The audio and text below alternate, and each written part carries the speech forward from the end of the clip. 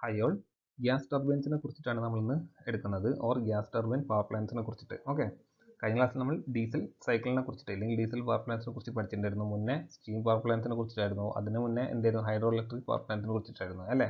അപ്പോൾ ഇത്രയും പവർ പ്ലാന്റ്സിനെ കുറിച്ചിട്ട് നമ്മൾ ഓൾറെഡി പഠിച്ചിട്ടുണ്ട്, അല്ലെങ്കിൽ അറിയാവുന്ന കാര്യങ്ങളാണ്. അപ്പോൾ അതുമായിട്ട് എങ്ങനെയാണ് ഗ്യാസ് ടർബൈൻ്റെ വ്യത്യസ്തമാക്കുന്നത്, അല്ലെങ്കിൽ ഇതിൻ്റെ അഡ്വാൻറ്റേജസ്, ഫീച്ചേഴ്സ് തുടങ്ങിയ കാര്യങ്ങളൊക്കെയാണ് നമ്മൾ ഈ ഒരു ക്ലാസ്സിൽ ഡിസ്കസ് ചെയ്യുന്നത്. പേഴ്സണലി പറയുകയാണെങ്കിൽ എനിക്ക് വളരെയധികം ഇഷ്ടപ്പെട്ട ഒരു ടർബൈൻസ് അല്ലെങ്കിൽ ഒരു പവർ പ്ലാന്റ് ആണ് ഈ പറഞ്ഞ ഗ്യാസ് ടർബൈൻ പവർ പ്ലാന്റ്സ് എന്നുള്ളത്. എന്തുകൊണ്ടാണ് അങ്ങനെ വന്നതെന്നുള്ളത് മുന്നിലേക്ക് പോകുമ്പോൾ ഞാൻ നിങ്ങൾക്ക് പറഞ്ഞുതരാം. ഓക്കെ, പിന്നെ നിങ്ങൾ എല്ലാവരും തന്നെ ഈ ഒരു എയറോപ്ലെയിൻസ് കണ്ടിട്ടുണ്ടാകും അല്ലേ. അപ്പോൾ ഈ ഒരു എയറോപ്ലെയിനും ഗ്യാസ് ടർബൈനുമായിട്ട് എന്ത് ബന്ധമായിരിക്കും എന്നായിരിക്കും പലരും ചിന്തിക്കുന്നുണ്ടാകാം. ഇൻട്രസ്റ്റിംഗ്ലി ഈ ഒരു എയറോപ്ലെയിൻ്റെ എഞ്ചിൻ അല്ലേ, ഈ ഒരു എയറോപ്ലെയിൻ്റെ എഞ്ചിൻ എന്ന് പറഞ്ഞാൽ എന്താണ്, ഈ വിങ്സിൻ്റെ താഴെ കാണുന്ന ഈ ഒരു സെക്ഷൻസിനെയാണ് നമ്മൾ എയറോപ്ലെയിൻ്റെ എഞ്ചിൻസ് എന്ന് പറയാം അല്ലേ. അപ്പോൾ ഈ ഒരു എയറോപ്ലെയിൻ്റെ എഞ്ചിൻസ് ഓപ്പറേറ്റ് ചെയ്യുന്നത് ഗ്യാസ് ടർബൈൻ്റെ ബേസിലാണെന്നുള്ളത് അറിഞ്ഞിരിക്കാം. ഓക്കെ, ഇതൊരു ആപ്ലിക്കേഷൻ മാത്രമാണ് ഗ്യാസ് ടർബൈൻസിൻ്റെ. അപ്പോൾ ഈ ഒരു എഞ്ചിൻ്റെ ക്രോസ് സെക്ഷൻ ഏകദേശം ഈ ഒരു രീതിയിലായിരിക്കും ഉണ്ടാകുക. അപ്പോൾ ഈ ഒരു ക്രോസ് സെക്ഷനിൽ നിങ്ങൾക്ക് കാണാം, ഇനീഷ്യലി എന്താണ് ഒരു ഇൻടേക്ക് ഉണ്ടാകും അല്ലേ. അപ്പോൾ ഒരു എയർപ്ലെയിൻ മുന്നോട്ട് പോകുമ്പോൾ എന്തുണ്ടാവും, ഒരു എയറിൻ്റെ റിലേറ്റീവ് വെലോസിറ്റി ഉണ്ടാകും, ഇല്ലെങ്കിൽ എയർ എന്ത് സംഭവിക്കും, ഈ ഒരു എഞ്ചിൻ്റെ അകത്തേക്ക് കയറും അല്ലേ. അപ്പോൾ ആ ഒരു കയറുന്നതാണ് നിങ്ങൾക്ക് ഇവിടെ കാണാൻ സാധിക്കുന്നത്. കയറി കഴിഞ്ഞാൽ ഈ ഗ്യാസ് ടർബൈൻസ് യൂഷ്വലി നമ്മൾ എന്താ പറയുക, ആക്സൽ ഫ്ലോ ടർബൈൻസ് എന്നും പറയാറുണ്ട്. ഓക്കെ, ആക്സൽ ഫ്ലോ ടർബൈൻസ് എന്നും പറയാറുണ്ട് എന്ന് മനസ്സിലാക്കുക. സോ ഈ ഒരു എയർപ്ലെയിൻ്റെയും എയറിൻ്റെയും റിലേറ്റീവ് മൂവ്മെൻറ്റ് കാരണം എന്ത് സംഭവിക്കും, എയർ ഈ ഒരു എഞ്ചിനിലേക്ക് കയറും. ഓക്കെ, ഈ എയർ എഞ്ചിനിലേക്ക് എൻ്റർ ചെയ്ത് കഴിഞ്ഞാൽ നേരെ എൻ്റർ ചെയ്യുന്ന എങ്ങോട്ടേക്കാണ്, കംപ്രഷൻ അല്ലെങ്കിൽ കംപ്രസറിലേക്ക് ആയിരിക്കും. ഓക്കെ, ഇവിടെ നിങ്ങൾക്ക് കാണാൻ സാധിക്കും കംപ്രസർ അല്ലേ. ഇവിടെ മൾട്ടി സ്റ്റേജ് കംപ്രസറാണ്, ഇവിടെ കുറേ വെയിൻസ് ഉണ്ട്, ഇതൊരു റോട്ടറി കംപ്രസറാണ്. അപ്പോൾ അതുകൊണ്ട് തന്നെ സംഭവിക്കും, ഇനിഷ്യലി ഉള്ള ലോ വെലോസിറ്റിയിൽ നിന്ന് ഹൈ പ്രഷറിലേക്ക് നമുക്ക് എയറിനെ എത്തിക്കാൻ സാധിക്കും. ഓക്കെ, ഈ പറഞ്ഞ സെക്ഷൻസ് എല്ലാം തന്നെ ഈ ഒരു എഞ്ചിൻ്റെ ഉള്ളിലായിരിക്കും ഉണ്ടാകുക. സോ ഈ ഒരു കംപ്രസറിന് ഹൈ പ്രഷർ എയറിനെ നമ്മൾ എന്ത് ചെയ്യും, നേരെ കമ്പസ്റ്റൻ ചേമ്പറിലേക്ക് കൊടുക്കും അല്ലേ. ഈ ഒരു കമ്പസ്റ്റൻ ചേമ്പറിൽ നമ്മൾ എന്ത് സംഭവിക്കും, കുറച്ച് ഫ്യൂവൽ സപ്ലൈ ചെയ്യും, ദെൻ ഇഗ്നേറ്റ് ചെയ്യിക്കും. ഓക്കെ, ഫ്യൂവൽ സപ്ലൈ ചെയ്ത് ഇഗ്നേറ്റ് ചെയ്ത്, അപ്പോൾ അവിടെ സംഭവിക്കുന്നത് എന്താണ്, കോൺസ്റ്റൻറ്റ് പ്രഷർ ഹീറ്റ് അഡിഷൻ ആണ് ഇവിടെ ഈ ഒരു കമ്പസ്റ്റൻ ചേമ്പറിൽ സംഭവിക്കുന്നത്. ദെൻ നമ്മൾ നേരെ എന്ത് ചെയ്യും, ഈ ടർബൈനിലേക്ക് കൊടുക്കും. ആ ഒരു കമ്പസ്റ്റൻ ചേമ്പറിൻ്റെ എൻ്റെ ഒരു ടർബൈൻ ഉണ്ടാക്കും, ഈ ഒരു ടർബൈനിലേക്ക് നേരെ കൊടുക്കും. ആ ഒരു ടർബൈനിൽ എന്ത് സംഭവിക്കും, ഈ ഗ്യാസ് കിടന്ന് എക്സ്പാൻഡ് ആകും. ഈ എക്സ്പാൻഷൻ കാരണം എന്താണ്, ഈ ടർബൈനിൽ റൊട്ടേഷൻ കിട്ടും. ഓക്കെ, ആ ഒരു റൊട്ടേഷൻ യൂസ് ചെയ്തിട്ടാണ് ഈ ഒരു കംപ്രസർ റൺ ചെയ്യുന്നതും, അതുപോലെ ഈ ഒരു എയർപ്ലെയിൻ്റെ അകത്തുള്ള ഇലക്ട്രിക്കൽസിന് വേണ്ട എനർജി കൊടുക്കുന്നതും എല്ലാം തന്നെ ഈ ഒരു ടർബൈനാണ്. ബാക്കി വരുന്ന എനർജി, ബാക്കി വരുന്ന എനർജി നമ്മൾ നേരെ ഒരു ഈ ഒരു ടർബൈൻ്റെ എക്സോസ്റ്റിൽ ഒരു നോസിൽ ഉണ്ടാകും, ആ നോസിലേക്ക് കൊടുക്കും. ആ നോസിൽ എന്ത് ചെയ്യും, ഹൈ വെലോസിറ്റി ഉള്ള ജെറ്റായിട്ട് എക്സ്പെൽ ചെയ്യും. സോ ആ ഒരു ഹൈ വെലോസിറ്റി ജെറ്റായിട്ട് എക്സ്പെൽ ചെയ്യുന്നത് ആണ് എയർപ്ലെയിന് വേണ്ട ത്രസ്റ്റ് ജനറേറ്റ് ചെയ്തെടുക്കുന്നത്. ആ ഒരു ത്രസ്റ്റ് കൊണ്ടാണ് എന്ത് എയർപ്ലെയിൻ മുന്നോട്ടേക്ക് കുതിക്കുന്നത്. അപ്പോൾ ഈ ഒരു കാര്യം കൃത്യമായി തന്നെ അറിഞ്ഞിരിക്കുക. ഈ ജെറ്റ് എൻജിൻസിനെ കുറിച്ച് കൂടുതലായിട്ട് നിങ്ങൾക്ക് അറിയണമെന്നുണ്ടെങ്കിൽ ഞാൻ വീഡിയോ ചെയ്തിട്ടുണ്ട്, അതൊന്ന് റെഫർ ചെയ്ത് നോക്കുക. ഓക്കെ, അപ്പോൾ നമുക്ക് ഗ്യാസ് ടർബൈനിലേക്ക് മടങ്ങി വരാം. അപ്പോൾ നമ്മൾ മുന്നേ പഠിച്ച സ്റ്റീം ടർബൈനും അതുപോലെ ഡീസൽ പവർ പ്ലാന്റുമായിട്ട് കമ്പയർ ചെയ്യുമ്പോൾ ഗ്യാസ് ടർബൈനിൻ്റെ എന്തൊക്കെയാണ് അഡ്വാൻറ്റേജസ് നമുക്ക് നോക്കാം. അപ്പോൾ ഫസ്റ്റ് അഡ്വാൻറ്റേജ് ആണ് greater power for a given size and weight, അല്ലെങ്കിൽ high power to weight ratio ഉണ്ടാകും എന്തിന്, ഈ ഒരു ഗ്യാസ് ടർബൈനിന്. Okay, high power to weight ratio. അപ്പോൾ എന്താണ് ഈ പവർ ടു വെയിറ്റ് റേഷ്യോ എന്നുള്ളത് കൊണ്ട് ഉദ്ദേശിക്കുന്നത്, അതിനൊരു എക്സാമ്പിളായിട്ട് നമുക്ക് നോക്കാം. അപ്പോൾ നിങ്ങൾക്ക് എല്ലാവർക്കും തന്നെ അറിയുന്നതായിരിക്കും KTMൻ്റെ ഡ്യൂക്ക് സീരീസിലുള്ള ബൈക്ക് അല്ലെങ്കിൽ സ്പോർട്സ് ബൈക്കുകളൊക്കെ തന്നെ. നമുക്കൊരു KTMൻ്റെ ഡ്യൂക്ക് ബൈക്കും അതുപോലെ റോയൽ എൻഫീൽഡിൻ്റെ ബൈക്കും കൺസിഡർ ചെയ്യാം. ഓക്കെ, രണ്ടും ഏകദേശം ഒരു 350-400 CCക്ക് ഇടയ്ക്കുള്ള ബൈക്കുകളാണ്. എന്നാൽ ഇവിടെ ഇൻട്രസ്റ്റിംഗ്ലി നിങ്ങൾക്ക് ഒരു കാര്യം ശ്രദ്ധിച്ചാൽ മനസ്സിലാകും, ഇതിൻ്റെ പവർ ടു വെയിറ്റ് റേഷ്യോ ഏതിലായിരിക്കും കൂടുതൽ, അല്ലെങ്കിൽ കൂടുതൽ, അതായത് ഫോർ എ ഗിവൺ സൈസിൽ കൂടുതൽ പവർ ജനറേറ്റ് ചെയ്യുന്ന ഏതായിരിക്കും, തീർച്ചയായും ഡ്യൂക്ക് ആയിരിക്കും, ബുള്ളറ്റുമായിട്ട് അല്ലെങ്കിൽ റോയൽ എൻഫീൽഡുമായിട്ട് കമ്പയർ ചെയ്യുമ്പോൾ. അപ്പോൾ നമുക്ക് എന്ത് പറയാം, high power to weight ratio ആണ് ഡ്യൂക്കിന് എന്നുള്ളത് അല്ലേ. അപ്പോൾ ഈ ഒരു ഭീകരമായ പവർ കൊണ്ടാണ് പലപ്പോഴും പല ആക്സിഡൻസും ഈ ഒരു ഡ്യൂക്കിന് സംഭവിക്കുന്നത് എന്നുള്ളത് മനസ്സിലാക്കി വെക്കാം. സോ ഞാൻ ജസ്റ്റ് പറഞ്ഞു വരുന്നതെന്ന് വെച്ചാൽ, മറ്റ് പവർ പ്ലാന്റ്സുമായിട്ട് കമ്പയർ ചെയ്യുകയാണെന്നുണ്ടെങ്കിൽ, അതായത് ഡീസലും അതുപോലെ സ്റ്റീം ടർബൈൻ പവർ പ്ലാന്റ്സും ഒക്കെ ആയിട്ട് കമ്പയർ ചെയ്യുകയാണെന്നുണ്ടെങ്കിൽ എന്താണ്, ഈ ഒരു ഗ്യാസ് ടർബൈൻ പവർ പ്ലാന്റ്സിന് ഹൈ പവർ ആയിരിക്കും അതിൽ നിന്ന് ഉണ്ടാകുക. Okay, then high reliability and long life. നമുക്ക് കമ്പാരിറ്റീവ്ലി നല്ല വിശ്വസ്തയോടുകൂടി യൂസ് ചെയ്യാനും അതുപോലെ തീർച്ചയായും ലോങ് ലൈഫായിട്ട് അല്ലെങ്കിൽ ലോങ് ലാസ്റ്റ് ചെയ്യുന്നതുമാണ് എന്ത് ഗ്യാസ് ടർബൈൻസ് എന്ന് അറിഞ്ഞിരിക്കുക. Then more convenient operation, engine startup time reduced from 4 hours to less than 2 minutes. അതായത് ഈ സ്റ്റീം പവർ പ്ലാന്റിൻ്റെ കേസ് എടുക്കുകയാണെങ്കിൽ ഡീസൽ പവർ പ്ലാന്റ് അത്ര പ്രശ്നമില്ല. ഈ ഒരു സ്റ്റീം പവർ പ്ലാന്റ് നമുക്ക് ഓപ്പറേറ്റ് ചെയ്യണമെന്നുണ്ടെങ്കിൽ, ഇല്ലെങ്കിൽ ഒരു 10 മണിക്ക് ഓപ്പറേറ്റ് ചെയ്യണമെന്നുണ്ടെങ്കിൽ നമ്മൾ എന്ത് ചെയ്യണം, ഒരു 6 മണിക്ക് സ്റ്റാർട്ട് ചെയ്ത് ബോയിലറൊക്കെ കത്തിച്ചാൽ മാത്രമേ സ്റ്റീം പവർ പ്ലാന്റിൽ നമുക്ക് 10 മണിയാകുമ്പോഴത്തേക്ക് പവർ ജനറേറ്റ് ചെയ്യാൻ സാധിക്കുള്ളൂ. ഓക്കെ, അതായത് 4 മണിക്കൂർ മുന്നേ പവർ പ്ലാന്റ് ഓൺ ആക്കിയാൽ മാത്രമേ സ്റ്റീം പവർ പ്ലാന്റ് നമുക്ക് പവർ കിട്ടുള്ളൂ. എന്നാൽ ഗ്യാസ് ടർബൈൻസ് എന്താണ്, ഓൾമോസ്റ്റ് 2 മിനിറ്റ്സ് മതി. അതായത് വളരെ ക്വിക്കായിട്ട് തന്നെ നമുക്ക് പവർ ജനറേറ്റ് ചെയ്തെടുക്കാൻ സാധിക്കും. ഇത് അതുകൊണ്ട് തന്നെ പലപ്പോഴും യൂസ് ചെയ്യുന്നത് ഈ പീക്ക് ലോഡ് കണ്ടീഷനിലായിരിക്കും. ഓക്കെ, അതായത് കൂടുതൽ പവർ വേണ്ട സമയത്തായിരിക്കും നമ്മൾ ഈ ഒരു ഗ്യാസ് ടർബൈൻസ് യൂസ് ചെയ്യുക. Okay, then less area required for storage of fuel. Okay, പിന്നെ അത് മറ്റൊരു കാര്യമാണ്, ഈ ഫ്യൂലിൻ്റെ സ്റ്റോറേജിന് കുറച്ച് ഏരിയ മാത്രം മതി എന്നുള്ളത്. അതായത് സ്റ്റീം പവർ പ്ലാന്റ് ആണെങ്കിൽ ഒരുപാട് ഏരിയ കോളിന് വേണ്ടിയിട്ട് കൊടുക്കേണ്ടി വരും. ഓക്കെ, ആ ഒരു കാര്യം നമുക്ക് ഇവിടെ ഒഴിവാക്കാം. പിന്നെ less maintenance cost, then simple construction, no need of boiler condenser as in other cases. അതുകൊണ്ട് തന്നെ ഇത് മെയിൻ്റനൻസ് കുറഞ്ഞാണ്, അതുപോലെ സിമ്പിൾ കൺസ്ട്രക്ഷൻ ആണ്, പിന്നെ ബോയിലറും മറ്റ് കോംപ്ലക്സ് ആയിട്ടുള്ള കണ്ടൻസറും തുടങ്ങിയ കാര്യങ്ങളൊന്നും ഇല്ലാത്തത് കൊണ്ട് തന്നെ അതൊരു വലിയൊരു അഡ്വാൻറ്റേജ് ആണ്. Okay, then kerosene, paraffin, benzene and powdered call like cheap fuels are used. അപ്പോൾ നമുക്ക് അതായത് ഇപ്പം ഡീസൽ പവർ പ്ലാന്റിലൊക്കെ ആണെന്നുണ്ടെങ്കിൽ നമുക്ക് എന്താ, ഡീസലൊക്കെ ഹൈ ക്വാളിറ്റി ഫ്യൂവലാണ് അല്ലേ. അപ്പോൾ അത്രക്കും ഹൈ ക്വാളിറ്റി ഫ്യൂവലൊന്നും വേണമെന്നല്ലേ, കെറോസിനോ പാരഫിനോ ബെൻസീനോ തുടങ്ങിയ ലോ ക്വാളിറ്റി ഫ്യൂൽസ് നമുക്ക് യൂസ് ചെയ്തിട്ട് എന്ത് ചെയ്യാം, ഗ്യാസ് ടർബൈൻസ് റൺ ചെയ്യാൻ സാധിക്കും എന്നുള്ളത് വളരെ നല്ലൊരു കാര്യമാണ്. Then less requirement of water, so can be use install ആയിട്ട് വാട്ടർ സ്കാർസിറ്റി ഏരിയ. അതായത് വാട്ടറിൻ്റെ വലിയൊരു ഡിപ്പെൻഡൻസി ഇല്ല. സ്റ്റീം പവർ പ്ലാന്റിലൊക്കെ ആണെങ്കിൽ നിങ്ങൾക്ക് തന്നെ അറിയാം എന്താണ്, കണ്ടൻസറിലൊക്കെ തന്നെ നമുക്ക് വാട്ടർ വേണം അല്ലെ, കൂൾ ചെയ്യാൻ. പല സ്ഥലത്തും എക്കണോമൈസറൊക്കെ കൂൾ ചെയ്യാൻ വാട്ടറിൻ്റെ അത്യാവശ്യമാണ്.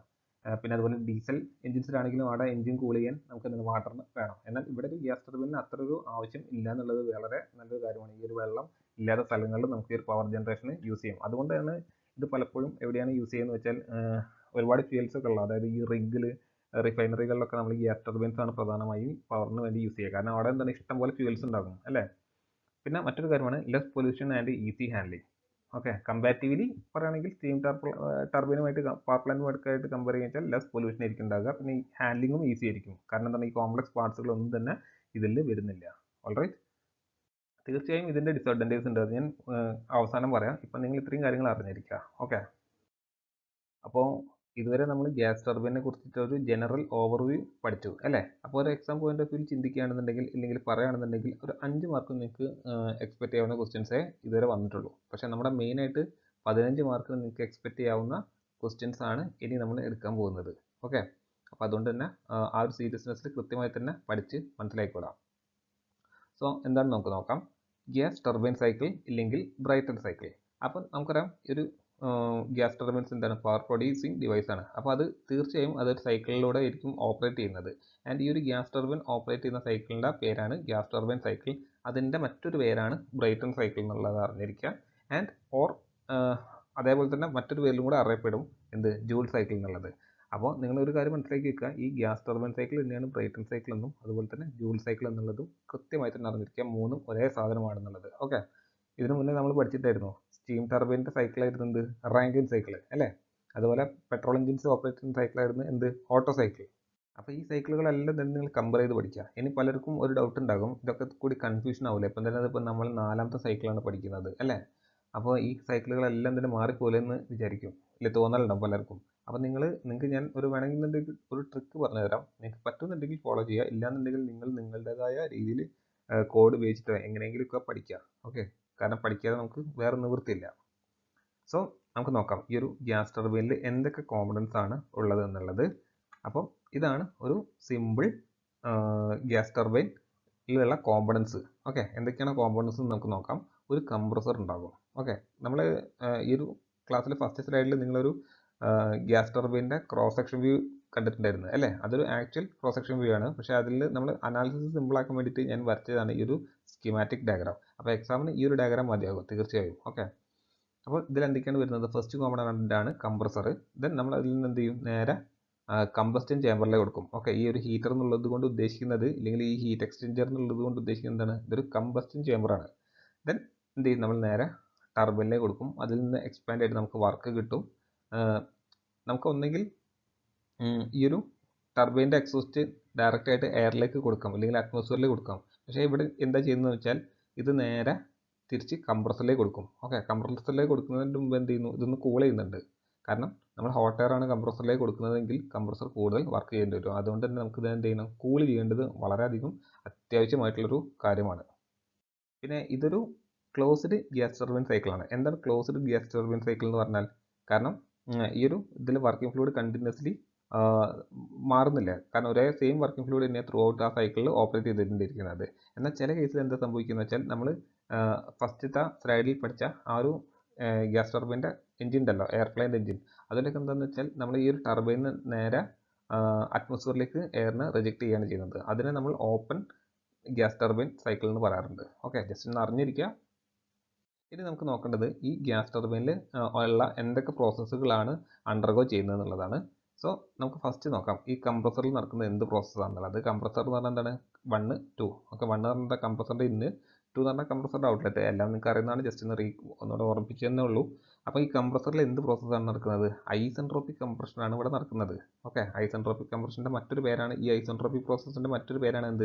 Reversible adiabatic. അത് ഞാനിവിടെ എഴുതുന്നില്ല, നിങ്ങൾ മനസ്സിലാക്കുക. ഐസെൻട്രോപിക് കംപ്രഷൻ എന്ന് പറഞ്ഞാൽ എന്താണ്, ഇല്ലെങ്കിൽ അതിൻ്റെ മറ്റൊരു പേരാണ് റിവേഴ്സിബിൾ അഡിയബാറ്റിക് കംപ്രഷൻ എന്നുള്ളത്.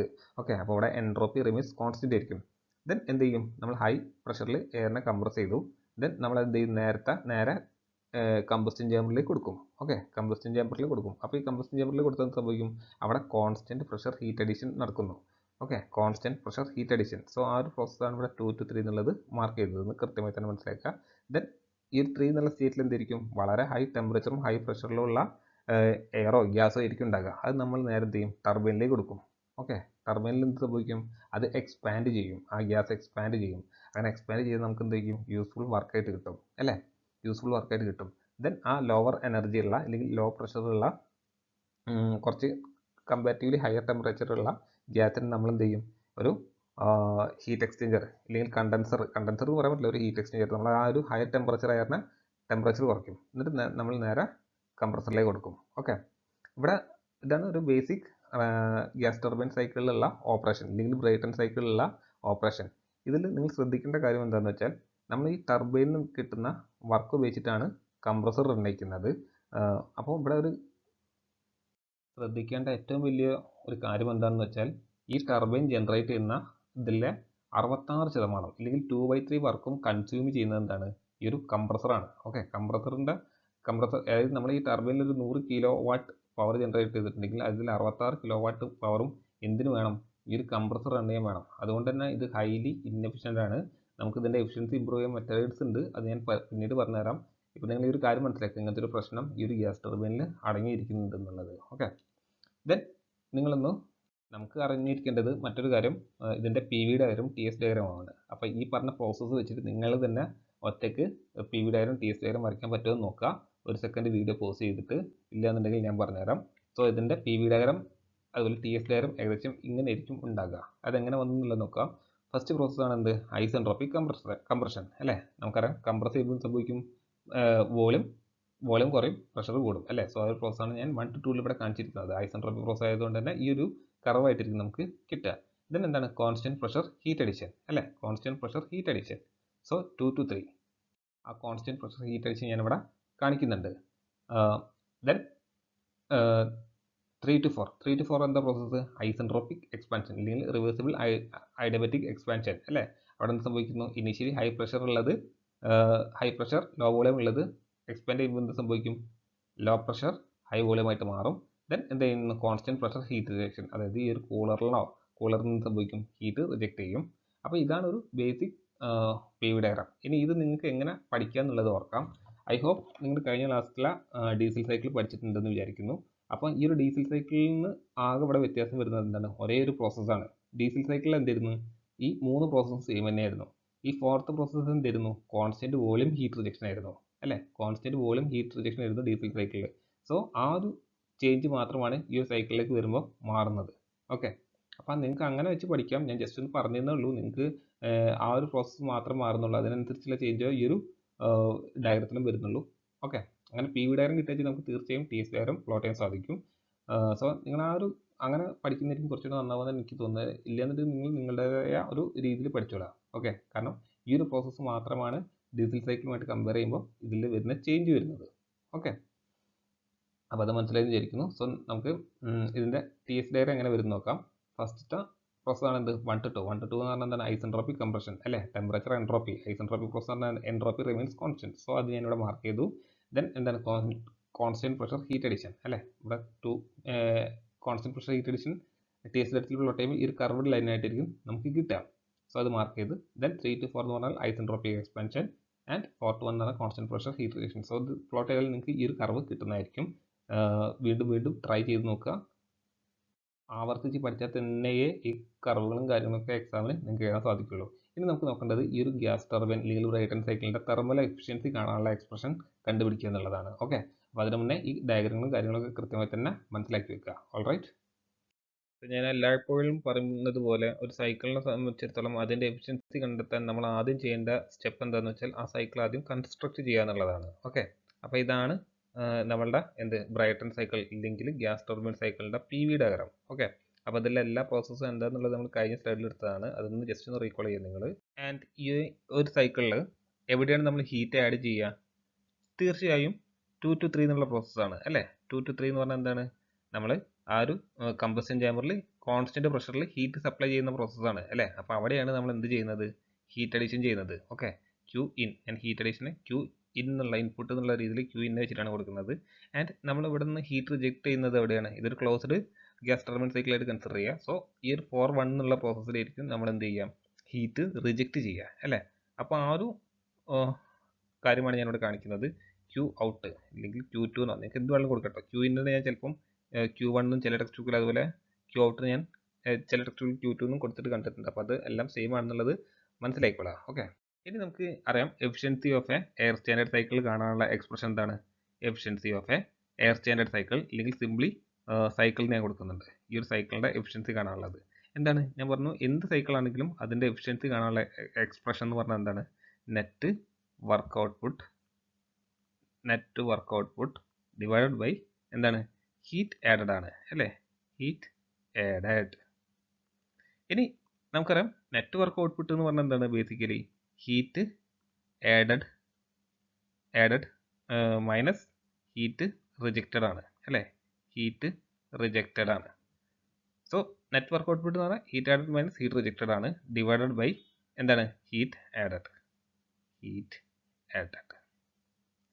അപ്പോൾ നമുക്ക് നോക്കാം ഇതിൽ എന്താണ് ഹീറ്റ് ആഡഡ് കാണാനുള്ള എക്സ്പ്രഷൻ എന്നുള്ളത്.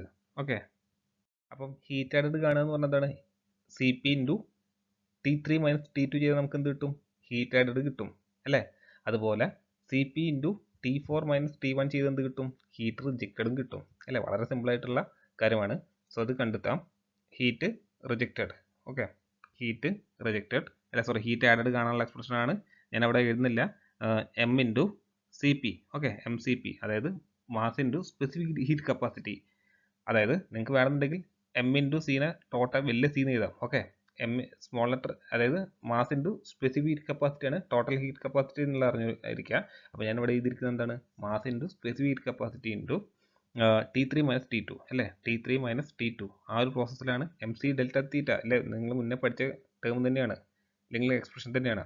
സോ ഈ ഒരു MC ഡെൽറ്റ തീറ്റ അതായത് MCP × T3 - T2 ചെയ്ത് നമുക്ക് എന്ത് കിട്ടും?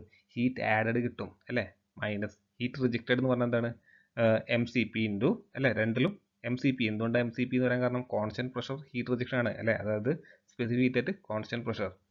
സോ ഹീറ്റ് റിജക്റ്റഡ് എന്ന് പറഞ്ഞാൽ MCP × T4 - T1. Okay, T4 - T1 divided by MCP ×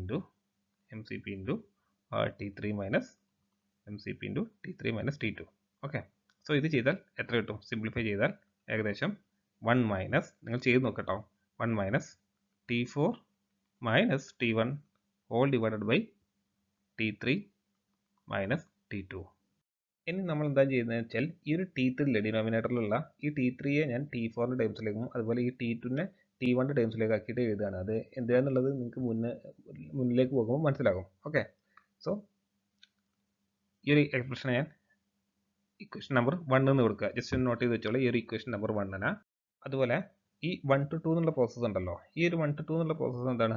isentropic പ്രോസസ്സാണ് അല്ലേ. സോ ആ കാര്യം ഞാൻ ഇവിടെ എഴുതിക്കാണ്. ഫോർ ഐസെൻട്രോപിക് പ്രോസസ്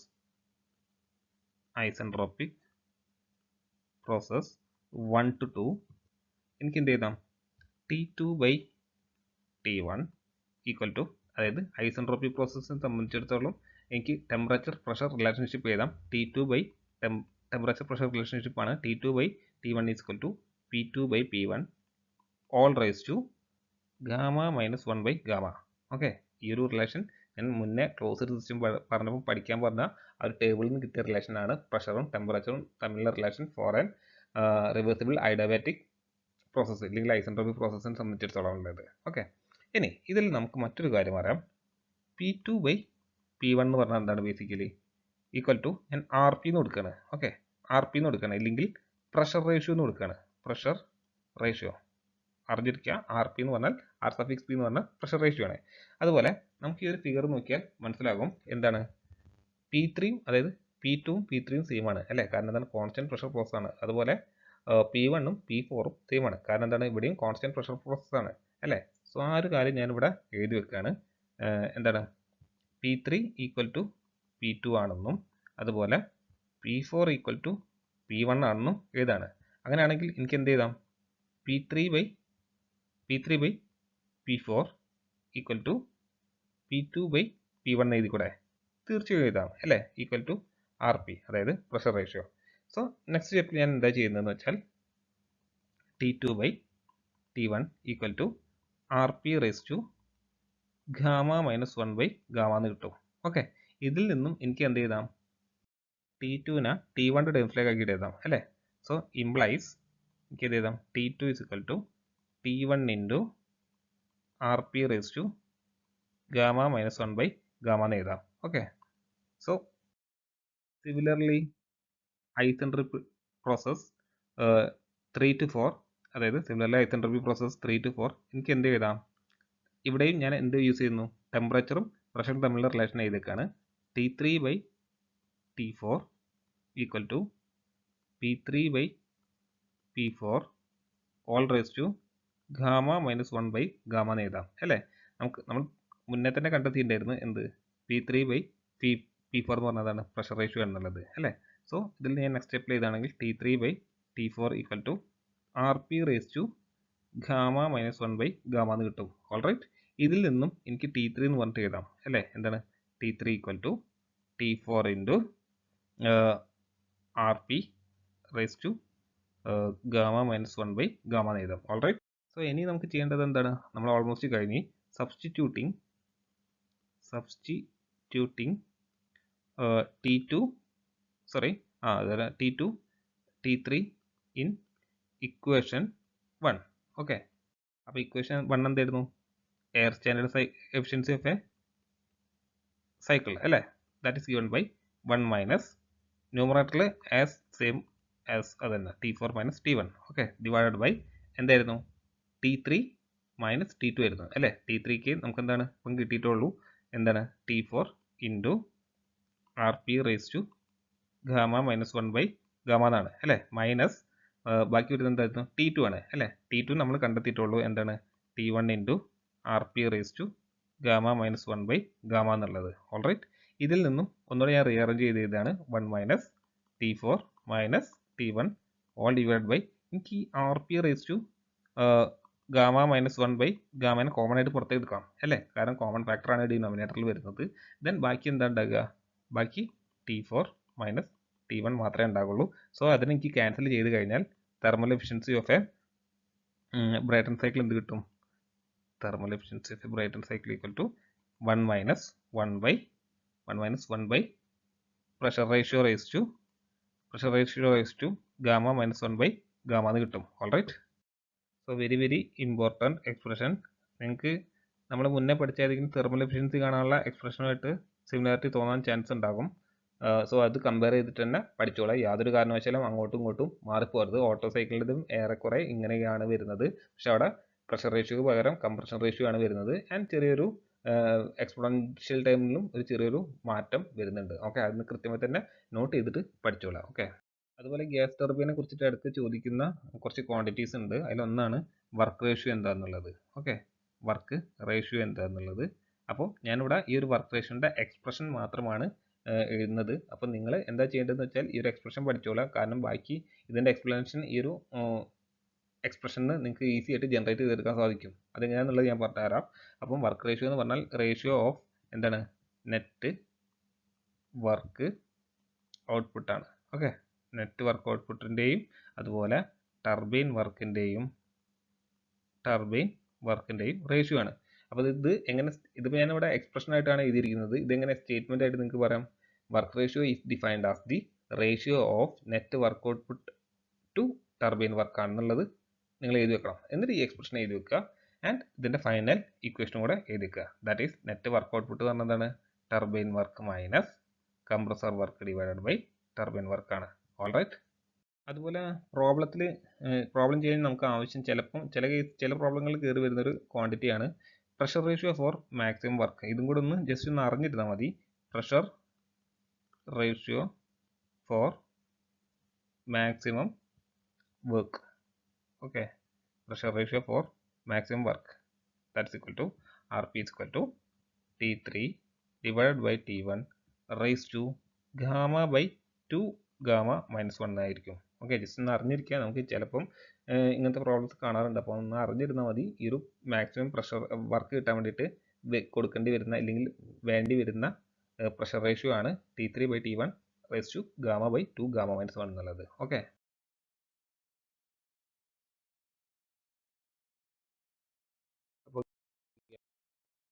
അപ്പോൾ നമ്മൾ ഗ്യാസ് ടർബൈൻ്റെ വെറും ബേസിക്സും അതുപോലെ തെർമൽ എഫിഷ്യൻസി കാണുന്നത് വരെ നമ്മൾ പഠിച്ചിട്ടുള്ളൂ. അപ്പോൾ ഏകദേശം ഒരു 50% വരെ ആയിട്ടുള്ളൂ. ഇനി നമുക്ക് കുറച്ച് കാര്യങ്ങളോട് പഠിക്കാനുണ്ട്. അതായത് ഈ ഒരു ഗ്യാസ് ടർബൈൻസിൻ്റെ ഞാൻ പറഞ്ഞല്ലോ മെയിൻ ഡിസഡ്വാൻറ്റേജ് എന്താണെന്ന് വെച്ചാൽ എന്താണ്, നമ്മൾ കൊടുക്കുന്ന അത് ടർബൈൻ ജനറേറ്റ് ചെയ്യുന്ന പവറിൻ്റെ 66% കംപ്രസർ കൺസ്യൂം ചെയ്യുന്നുണ്ട് അല്ലേ. അപ്പോൾ ഇതിൻ്റെ ഓവറോൾ എടുത്ത് നോക്കുകയെന്ന് വെച്ചാൽ ഏകദേശം എഫിഷ്യൻസി വരുന്നത് 30% താഴെ മാത്രമാണ്. ഓക്കെ, അപ്പോൾ അത് തീരെ ഒട്ടും എക്കണോമിക്കൽ അല്ല. അപ്പോൾ നമുക്ക് ഇതിൻ്റെ എഫിഷ്യൻസി കൂട്ടാൻ അല്ലെങ്കിൽ കുറച്ച് മെത്തേഡ്സ് ഉണ്ട്. അപ്പോൾ ആ ഒരു എഫിഷ്യൻസി കൂട്ടാനുള്ള മെത്തേഡ്സ് ആണ് നമുക്ക് നെക്സ്റ്റ് ക്ലാസ്സിൽ എടുക്കാനുള്ളത്. അപ്പോൾ നിങ്ങൾക്ക് നമ്മൾ സ്റ്റീം പവർ പ്ലാന്റ്സിന് എഫിഷ്യൻസി കൂട്ടാൻ കുറച്ച് മെത്തേഡ്സ് യൂസ് ചെയ്യുന്നുണ്ട്. ആ 2 മെത്തേഡ്സിന് പുറമെ മറ്റൊരു മെത്തേഡും കൂടെ ഇവിടെ യൂസ് ചെയ്യുന്നുണ്ട്. അങ്ങനെ ടോട്ടൽ 3 മെത്തേഡ്സ് യൂസ് ചെയ്തിട്ടാണ് ഈ ഒരു ബ്രൈറ്റൺ സൈക്കിളിൽ അല്ലെങ്കിൽ ഗ്യാസ് ടർബൈൻസിൻ്റെ എഫിഷ്യൻസി കൂട്ടുന്നത്. അത് നമുക്ക് നെക്സ്റ്റ് ക്ലാസ്സിൽ എടുക്കാം. അപ്പോൾ അതിനു മുന്നേ നിങ്ങൾ ആ ഒരു സ്റ്റീം പവർ പ്ലാന്റ് അല്ലെങ്കിൽ റാങ്കിൻ സൈക്കിളിൻ്റെ എഫിഷ്യൻസി ഇമ്പ്രൂവ് ചെയ്യാനുള്ള മെത്തേഡ്സ് ഒന്ന് ജസ്റ്റ് ഒന്ന് റെഫർ ചെയ്താൽ നിങ്ങൾക്ക് അതൊരു ഇവിടെ ഒരു അഡ്വാൻറ്റേജ് ആയിരിക്കും. ഓക്കെ, സോ അത് നമുക്ക് നെക്സ്റ്റ് ക്ലാസ്സിൽ എടുക്കാം. അതുവരെ എല്ലാവർക്കും ഗുഡ് ബൈ.